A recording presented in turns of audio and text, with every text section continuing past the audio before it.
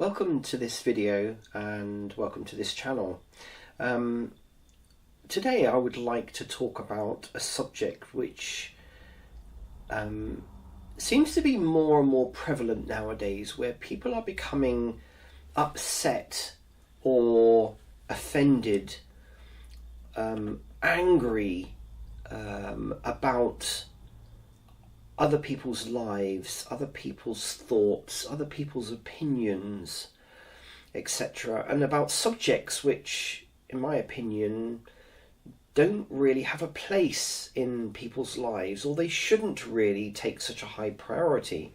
Now, this is going to be kind of psychologically based discussion, but I'm not going to go too deep about psychology, but it's something that I've observed, especially since the explosion in society of the social media network. I've known computers and such like, and society, as it were, pre the computer days. And so people interacted by meeting with each other, by reading newspapers, by reading books, by watching things on TV, and such like. And I must say this, that in my opinion, there was a lot more truth when I was younger in the media than there is nowadays, since the kind of social media explosion.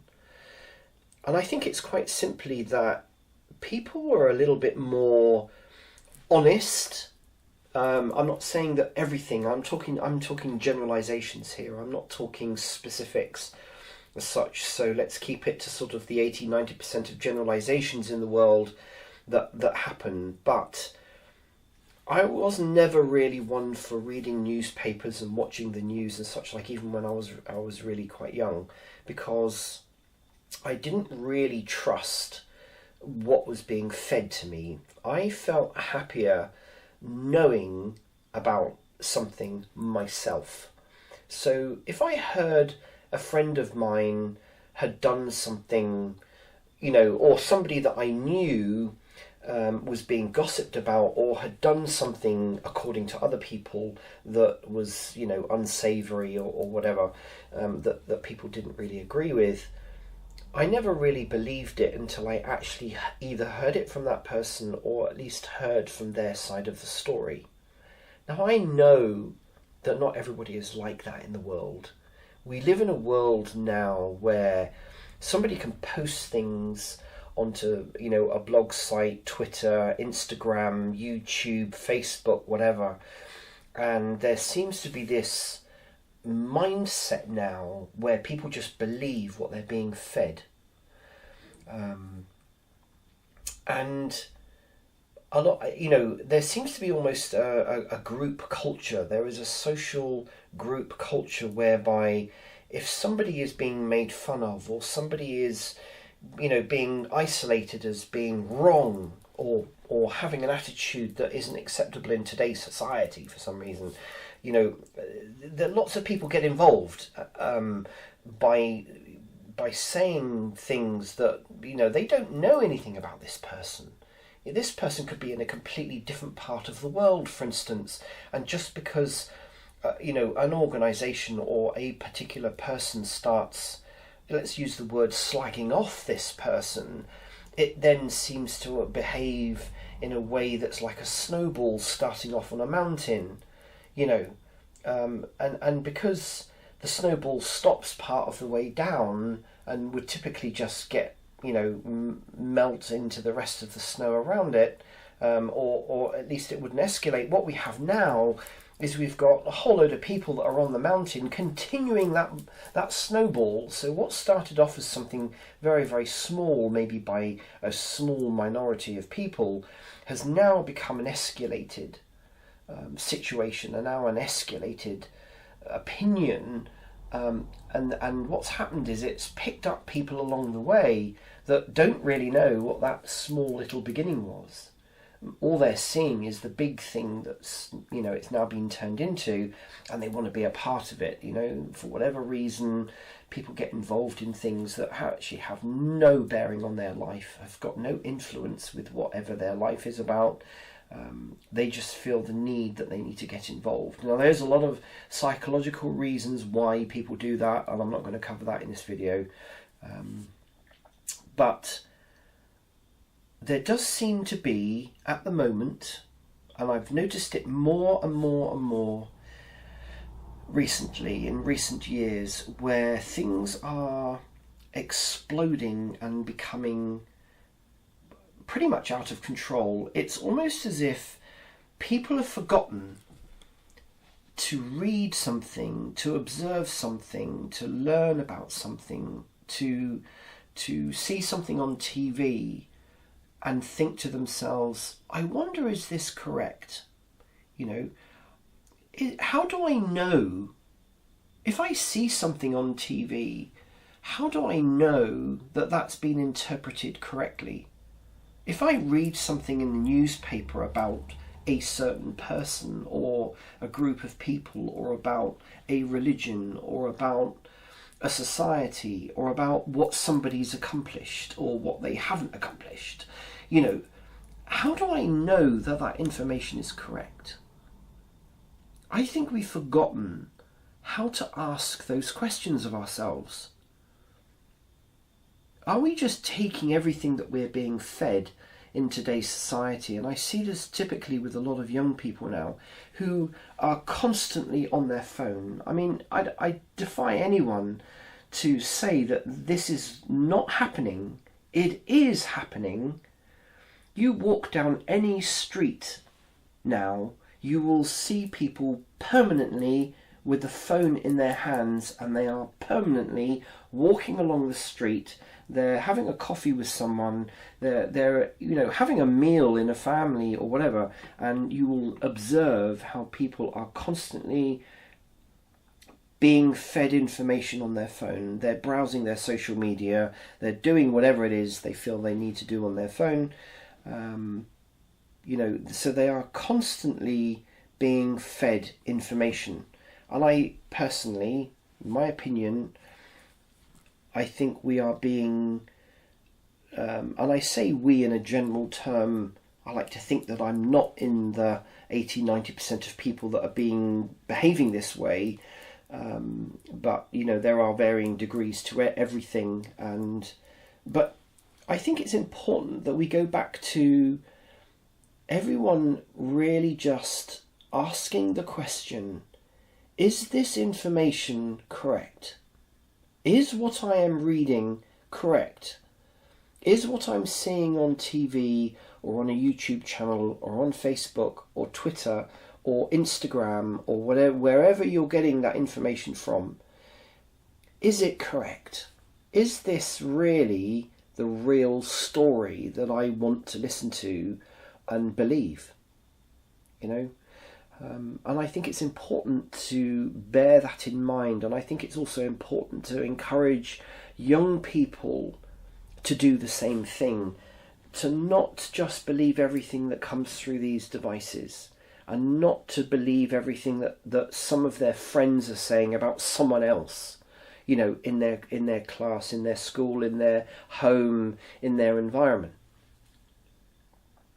I think it's important that people ask the question, is what I'm reading in the newspaper about politicians, about, you know, doctors, about the police, about this, about that, is it correct information? Now, I say this, how can we go about finding out if it's correct? Well, typically, people in general tend to just believe who they want to believe. So what do I mean by that? They want, you know, they may only buy one particular brand of paper. You know, let's take or they may only watch a certain channel on TV. I think also we need to bear in mind that there are always more, you know, there's kind of two sides to a coin, there's two sides to a story. You know, if you observe an argument between two people, you know, what are your reasons inside for siding with one or the other? You know, why do you want to choose to believe one but not the other person? And very often in psychological terms, there's often a history behind an awful lot of conflict and a lot of opinions being made about people, and that we don't generally often know about. We hear this term, this saying that most people who are murdered know most victims that are murdered know the perpetrator, and in a lot of cases I think that tends to be true at some level, but we can be horrified at something happening or be upset about something happening. We could be upset about what we're reading in the newspaper, whatever newspaper that happens to be, or whatever form of media we're looking at.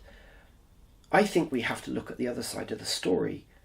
And then, on top of that, we have to look at specifically rather, what's behind the story. Why has that come about? Why are these people arguing? And very often, when you start to do that kind of research, you start to ask those questions, you then start finding out the truth behind, the history behind something. You start to listen to the other person's side of the story, and you then begin to realise that actually maybe what you're observing, or maybe the information that you're being fed isn't actually true. It's only one person's opinion about something. It's one person's observation about what's actually happening, and you don't know whether that person who's reporting on that and feeding you that information is siding with one person or the other. There is very, very little evidence, in my opinion, of a journalist or somebody that takes the sides of both sides of the story. And will impart that, because at the end of the day, they want readership, they want sales, they want money, they want everything else, and so that's their story going on. But we have to be very, very careful, I think, in today's society about what is the truth and whether we're willing to accept the truth is the other subject that I wanted to bring up today. And I also believe that this is another thing that's happening at the moment with today's society and social media, etc. With all this information coming from different angles and different opinions and such like, and if people are not opening their minds to the whole story, they're only picking a very narrow-minded view, as it were, or a very limited view of a particular story, let's say, or they're tending to side with one person because it's a family member, or they feel loyalty to that person, or it's a friend, rather than looking at the other side of the story and understanding where that person is coming from or that situation is coming from. People are limiting, really. They are limiting their view on life, on what's happening around them. And so if people just limit their communication channel, as it were, in amongst the whole umbrella of society, and anything that they're interested in and is going on, and they're just limiting, they've got this sort of tube, and that's all they're willing to accept is whatever comes down that tube. Hello, the tube. This is where the issue comes from, because then that person becomes a very narrow-minded, without a very wide spectrum of opinion about what is actually happening. I'm apologising now in a way for being kind of vague about this subject, because I can't really be specific about it, but hopefully you will grasp what I'm trying to get at. Now, this neat little book about the Pocketbook of Mindfulness actually sums what I'm trying to say up quite clearly.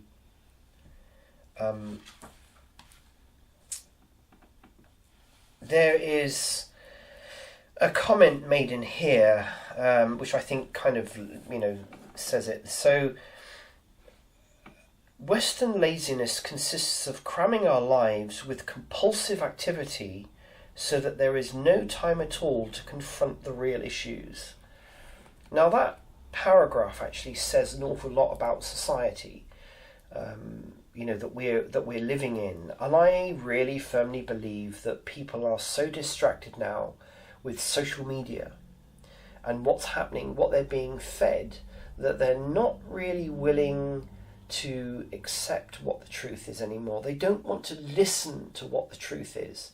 They don't want to listen to what the truth is about themselves, because they create this persona on their Facebook page, for instance, or their Instagram or whatever. It's like a facade. They don't really want to face themselves and their situation and their life in reality. They want to project an image about themselves and their fantastic, amazing, wonderful life that doesn't actually really exist. And so therefore I'm finding, and I'm observing that there are a lot of people out there that will only accept anything into their lives that fits their life. They don't want to feel uncomfortable. They don't want to question themselves. They don't want to question the information that's being fed to them. This is where the laziness comes in. It's very easy to just sit there and be fed information all the time and just, not question any of it. It's all going in here. And then opinions are formed, and then unfortunately we become, humans become blinkered to the reality of things, and will only really accept what, comes into this point of view and not this point of view, if that makes sense. And there is another paragraph in here. The hustle and bustle of everyday life desensitize us from the universe. Mindfulness helps to resensitize us to the wonders of our lives. Now that kind of hits home as well, because again, going back to that example I gave about people having a facade, it's like people have created, and it's very easy to do with social media. It's very easy to create this idyllic little world that you're only allowing your outside, anyone external to them to sort of see and view on their device through social media, for instance. The reality, there's plenty of memes around that show, the picture of this, pretty person or this handsome guy with his car or his personal possessions and such like behind him. But then there's a sort of reflective view, the other side of the camera, that shows, a disgusting, untidy, unkept, destroyed, hollow, shallow world sitting on the other side of the camera. And I quite like that, because I see that a lot. I come across it a lot. And I do believe that clutter, as it were, in the world, especially with things like social media has its place. And in my opinion, and I have mentioned this before in other videos, it has its place, and it's a good tool to use. It's a good thing to have if we are controlling it.